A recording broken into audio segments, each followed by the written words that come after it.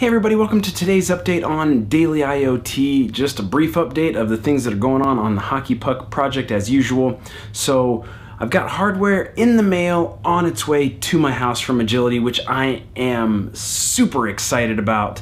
I can't wait to get that. I'm thinking Thursday or Friday that should be here this week, and so hopefully an episode that drops next week you'll get to see some actual hardware of the puck design and things like that, and so I'm really excited about that.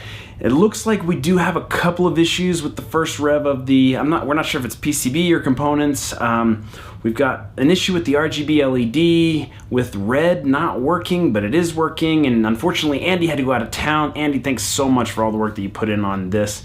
Just amazing. And so I'm going to look into that. I'm going to write some firmware that goes through solid colors of the LED so that when it gets here, I almost lost my pucks.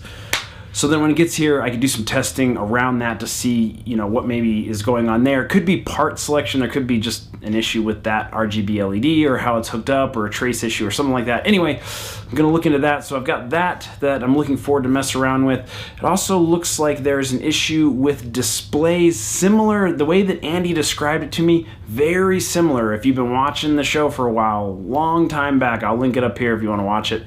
A video where I described some really weird screen issues that I could never nail down, but then finally just went away with the GDEP, and I can't remember which version of the screen that they're using up there at Agility. I think I sent them some of the other part number, so it might just be that part number, which Good Display recommended I not use, and I'm not using in the actual product. So I'll put one of these actual production screens on there, see if I get the same issue. But he did mention that 3 of the PCBs had the problem, 2 didn't, even when he moved the screen. So on one of the not working PCBs, you put the screen in, image is not in the right position, take that screen off, put it on one of the working PCBs, it's in the right spot. And so not really sure. I'm a little concerned about that. That has to be nailed down, and I really need to get to the bottom of that. And so those are, as far as I'm aware, the only 2 issues that we may, that we do have that we need to figure out and nail down before we're ready for a production run. But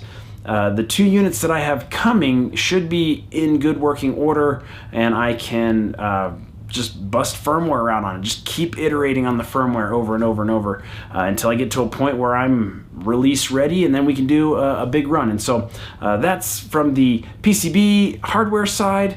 From a other manufacturing side, I got these awesome Stanley Cup champion pucks. I'm not sure how close to hold them. Anyway, Washington Capitals still riding that high. Really excited. I think this guy right here, this Stanley Cup champions puck, will be my personal smart puck when I do my first production run. I'm going to send this one in and have this one be mine. And so I'm really excited about that.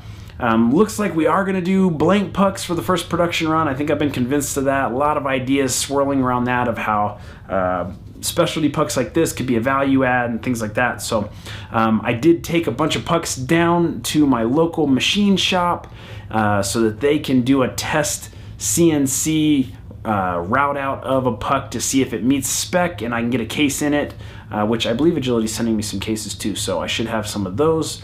I don't know what the turnaround on that is going to be, but anyway, drop those off, so I've got that going, and then just working on the firmware, iterating on the code there to get it ready for general release. And so that's it. That's the update. Just lots of different parts moving and trying to keep track of to get this thing to launch. And so that's it. That's the update for today.